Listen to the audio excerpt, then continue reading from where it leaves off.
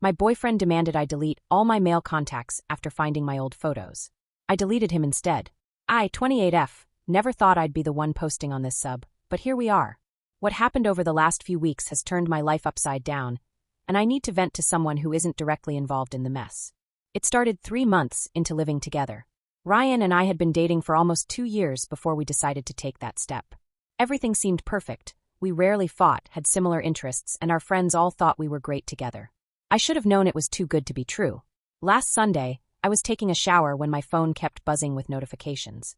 By the time I got out, Ryan was sitting on our bed, my phone in his hand, scrolling through my Google Photos archive with this strange expression I'd never seen before.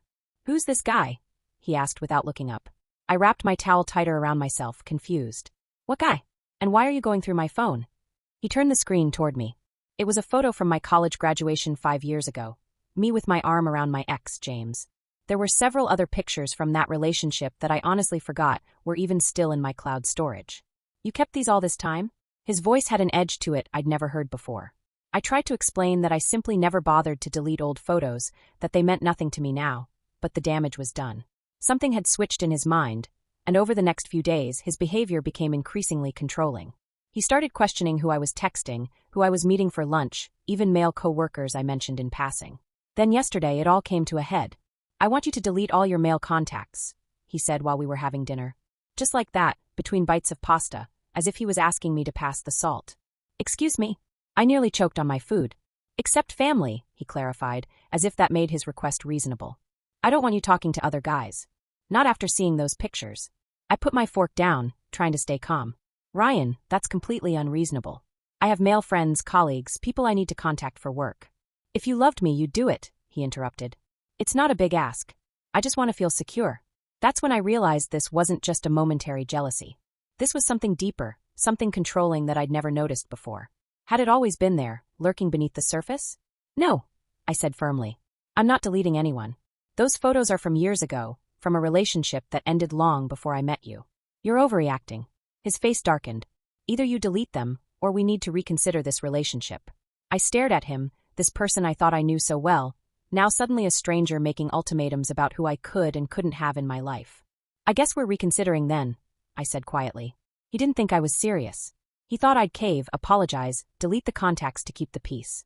When I started packing a bag to stay with my sister for a few days to clear my head, he panicked. "You're choosing other men over me?" he shouted, following me around the apartment. "After everything we've built?" I turned to face him. "I'm not choosing anyone over you. I'm choosing myself. What you're asking isn't normal or healthy. You still have feelings for him, don't you?" Ryan grabbed my phone from the nightstand. "Let me see your messages. I bet you've been talking to him behind my back." That was the final straw. I snatched my phone back, hands shaking with anger and disappointment. "We're done," I said. "This isn't love, it's control. And I won't be controlled." His face went through a cycle of emotions, shock, anger, and finally, that manipulative softening I'd seen too many times from people who push too far. "Baby, I'm sorry. I'm just scared of losing you.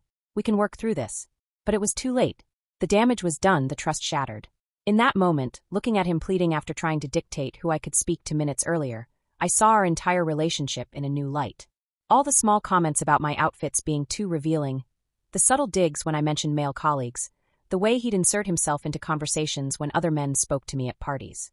They weren't protective gestures. They were warning signs I'd ignored. "I need some time," I said, zipping my bag closed. "I'll be at Sarah's." That night at my sister's apartment, I cried until I had no tears left. Not just for the relationship I thought I had, but for how blind I'd been. Sarah listened without judgment, then asked the question that hit me hardest. "Has he shown signs of this behavior before?" The question kept me up all night. Had he? The more I thought about it, the more I realized there had been subtle hints of his possessiveness from the beginning. Comments that seemed like compliments at the time. "I'm so lucky to have you all to myself," or "I get jealous when other guys talk to you," now seemed sinister in retrospect. Ryan called and texted constantly over the next 2 days. The messages swung wildly between apologetic and accusatory. Each new notification made my stomach knot tighter. On the 3rd day, I returned to our apartment to talk things through, hoping we could have a rational conversation. He'd bought flowers, cleaned the apartment, and was acting like nothing had happened. When I brought up the ultimatum, he brushed it off. "I was just upset about the pictures. I didn't mean it." He reached for my hand. "You can have whatever friends you want." "Then why would you even say something like that?" I asked. "Because I love you," he said, as if that explained everything. I just got scared thinking about you with someone else. I shook my head. That's not love, Ryan. That's insecurity and control.